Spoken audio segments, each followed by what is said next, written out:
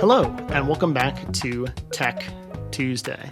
After I had shared the heterogeneous pairs on Tech Tuesday last week, Leah LaRue had actually asked, hey, is there a way that I could actually use this to create seating charts? And I had let her know that I'd actually tried to do this before.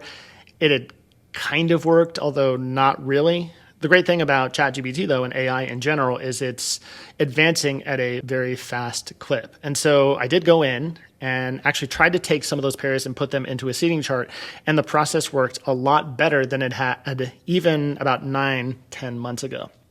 Now, I will be upfront and say this process is by no means perfect. It does take a lot of tweaking, and I would encourage you just to kind of go in, play around with it a little bit. The nice thing is that it's going to give you a nice base to start from, so you can make seating charts hopefully a little bit faster than you would if you were just to kind of plug in all of those students by hand. Let's take a look at how to do that.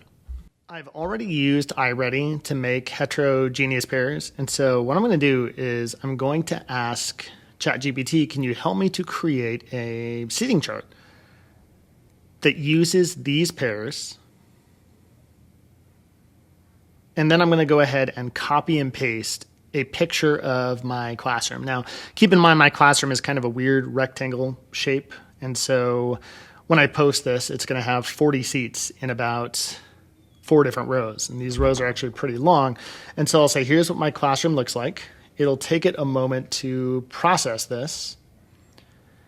And so here it'll actually give me my pairs in my rows. Now, this is where I have to kind of be a little bit conversational with ChatGPT. This is where the chat comes in, because I'm going to have to tell it, well, actually, this isn't quite correct. I've got 40 different desks here. I think it thinks that I've got less. And so I'm going to tell it, yes, these are the pairs that I want, but there are 40 different desks. Each of these squares represents a desk.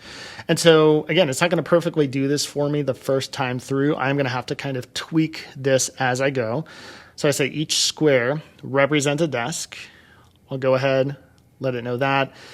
It might take a little while to actually post this. I've kind of sped up the processing a little bit. So it'll analyze the picture. It might say that it's thinking a little bit longer for a better answer. And then it will post this. So that is my seating chart with my heterogeneous pairs. Now, I can actually tweak this even a little bit further and say something to the effect of, hey, I've got some students here who need preferential seating. These are my students that have 504s. So could you please put them in the middle of the class? Again, for you, it would probably be up front. It'll go ahead, take a look at this. Again, this is more of a complicated request, so it'll probably take a little bit longer. As you can kind of see, it's thinking here, analyzing. Then it'll go ahead and hopefully give me a seating chart, and it'll say, hey, I've put these students into the middle, so they're a little bit more preferential seating. Do you want me to do anything else? And again, this is where it's kind of good just to play around with this. Now, chances are you're not going to be able to use ChatGPT to create your seating charts in its entirety. You obviously know much more than AI, what students work well together, which students don't, the particulars of your room layout, where your screens are. But this is just a really good way to kind of get started on a seating chart and speed up that process. And again, ChatGPT is by no means perfect. It's a developing technology. Even creating the seating chart took a lot more effort when I did it the first time through. If I tell this to label the seats, it's not going to know that seat number 1 is near me unless I tell it to actually do that. And so I'll go ahead, put this here.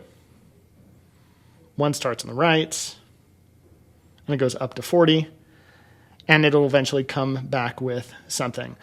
This does take a little bit of playing around, so I would encourage you just to kind of put those students in. It's very, very easy, like we saw last week, to do those heterogeneous pairs. Seating chart takes a little bit more work. The more that you actually give, the more information that you feed ChatGPT, the better this is going to come out.